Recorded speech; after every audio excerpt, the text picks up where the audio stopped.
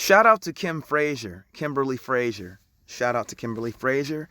I'm doing this video by request because of her, but also because I'm not too happy about this particular situation. We have this woman right here, Yeonmi Park, who's from North Korea. She came from a unfortunately oppressive environment, but she thought that she would come over here and talk down to Black Americans for protesting. A woman by the name of Gwen Berry, she is an Olympian participant from what I understand, and she protested the national anthem and you know, the flag, turned her back to the flag. So this woman thought that she would comment on that, basically saying that she shouldn't have done that and that she didn't know history. Well, let me tell you something, Ms. Park. You don't tell us what we are supposed to do, for one, especially you claiming to be some kind of libertarian. Notice how I said that. Second of all, you cannot compare North Korean history to Black American history, except for dealing with oppression. But the thing is, Black Americans have dealt with the oppression here. We have faced and fought the oppression here in America. What you need to keep in mind is you're not over there, you're here. And you need to show respect to those that are still here, that did not leave their situation. If anything, you need to be the one to hear out if you call yourself a human rights activist. See why she was protesting that. You have nothing to say to us because you left your situation. You talk about slavery. We were enslaved, and we still face the legacy of slavery even now. The very things that have continued from that, the very mindset and how those things were also redefined into things that we still face today as Black Americans. No, this is not some liberal rant, by the way. I'm not a liberal or a conservative. I'm a foundational Black American. It's not a political party. It's just what I am. It's my ethnicity and also my race. It's something that I cannot ignore because I'm reminded about it through this system daily. The thing is, I'm sick of people like her coming here and talking crap about Black Americans, pointing their little wiggly fingers while benefiting from the very things that we fought to get rights for. You have nothing to say to us. So here's what I'm going to do, you guys. I'm going to play some excerpts from a video that she actually did. And I'm going to comment afterwards. I'm sorry if I have any profanity flying just ahead of time. I'm trying to not curse as much as I have on some of my videos. But yes. Yeah. Still believe America was, this is what every classroom was saying, right? That white man is the source of every problem that we have. Because of white men, they destroyed Africa, they destroyed like Middle East, Asia, and they're destroying the world right now with their greediness, with the climate change, all of it. And this America, this the greatest country on human history, is, they say, these founding fathers were like white supremacists, they were the racist, and this country is built upon the idea of racism and hatred. Therefore, we must tear down every single thing in order for us to create an actually truly equal society like a socialist paradise they dream of. This is taught in every single class at class. Okay, this is hilarious, and here's the reason why. I, as a foundational Black American, speaking as a foundational Black American, for one, yes, America was founded off of white supremacy and anti-Black racism. You cannot deny that. The naturalization of 1790 is one of many proofs. If you don't know about that, look it up, as Jason Black would say.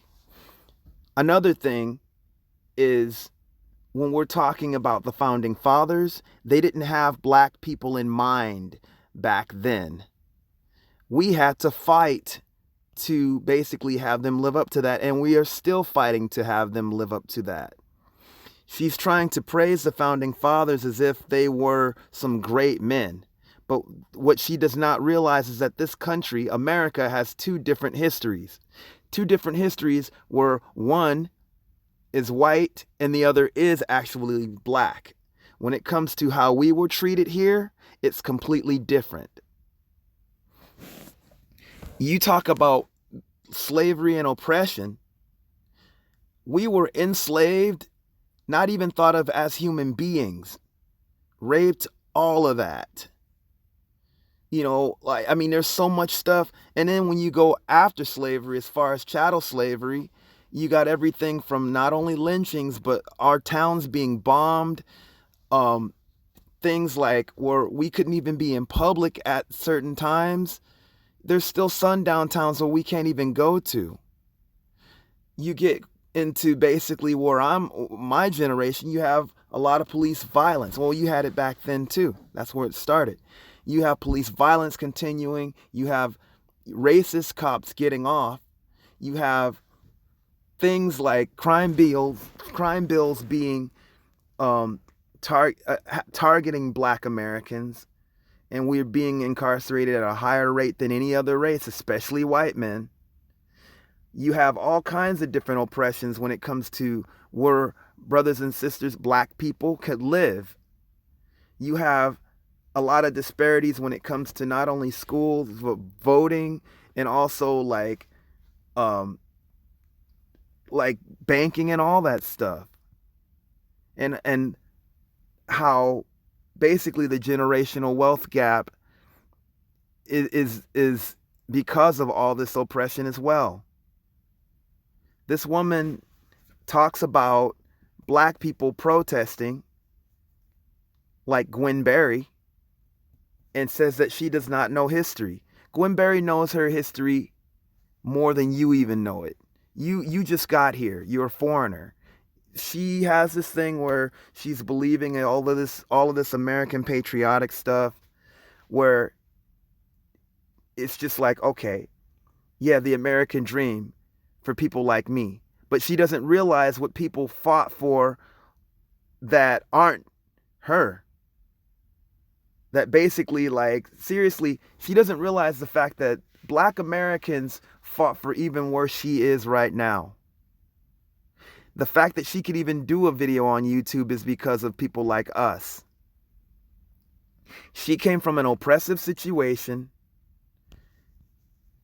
and thinks that she has the right to comment on ours, which she doesn't.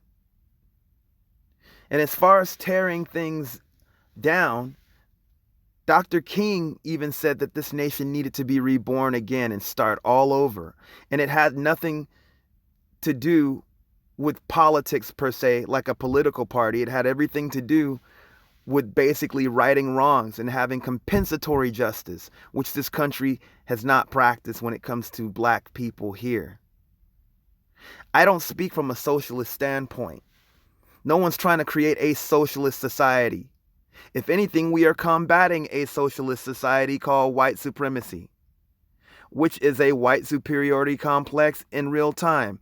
And it has basically been the foundation of this country.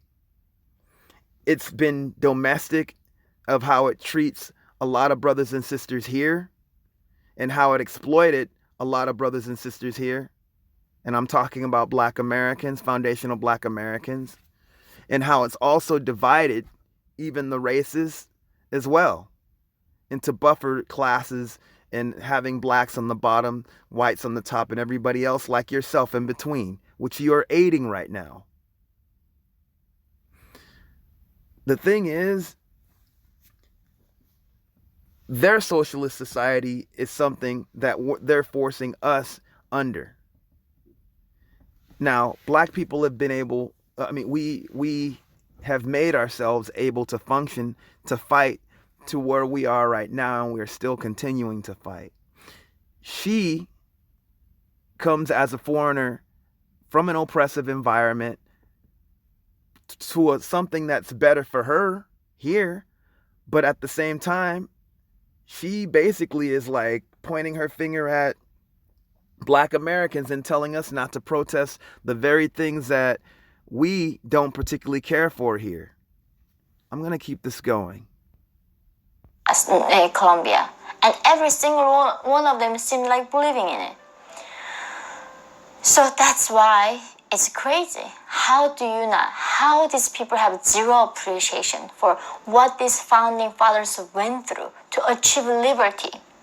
This is the only country was so concerned about individual liberty human dignity, that they were designed this country to not giving that much power to the tyranny and giving power to the people. What people? Which country did that ever? They were dying to get power for themselves, but this country was... She talks about liberty for the people. As far as liberty for the people, it was their people. And as far as tyranny, it had everything to do with tyranny. They were tyrants over us as far as foundational black Americans. What you don't understand, Yeon Min, however you say your name, is that there are two different histories in America. There's your white version of it that you're telling right now, and our black truth version that we know of and we still face. Unless you stop being willfully ignorant, you will never learn. But you need to learn. You tell Gwen Berry that she should know history. She knows her history way better than you even know any of our history. Trust me, she did the right thing, and for great reason. So these founding fathers was that concerned for individuals. They got no appreciation. And so this is where I'm coming from. The founding fathers had slaves. You talk about, you want them to be appreciated? Okay, what about those that enslaved you? Should we appreciate them enslaving you too? Really? Think about what the fuck you're saying. Excuse my language. Are you serious? See, this is the thing that a lot of people, and they don't like talking about critical race fact. I don't use critical race theory because I don't like what we go through is look as if it's some ambiguous thing. No, this is fact. This is historical. This is the thing. They don't want us to look at what we've been through and how that even leads up to now. And it's things like, it's people like this that believe that they're stupid lies. They don't take into consideration that it was not what they think it was for a lot of people. Black people have an entirely different history when it comes to America. She's believing all the white American talking points. Unlike I was saying that America is worse than North Korea, not in general sense, the wokeness of this country in the extreme left is crazier than North Korea because, you know, as I said, like North Korea, of course, has a very anti-Western sentiment. And because in North Korea, when the electricity, right, they say the Kim Jong-un North Korea thing, if there's no electricity, because of American bastards. If we are starving, because of American bastards. And now I'm here, they're the same thing. Like if something happened because of white men, they did this. It was a really almost, I was thinking, am I being in North Korea or like being in America? First of all, let me tell you something. You comparing black people speaking against white supremacy as if North Korea is speaking against America is ridiculous. That's two different things. We are not blaming anybody. We are basically calling out the very things that we don't like to see in our country. Also, Kim Jong-un, who was also a racist, by the way, does not live in America. We live in America. We're pointing out the very oppression that we see daily. We're pointing out the very things that we've known not only from history, but now. We're not just blaming people. We're not just like having some kind of boogeyman type situation. Or neither do we have any of this political power that he does. Don't put your situation as if it's ours, because it isn't. It's not.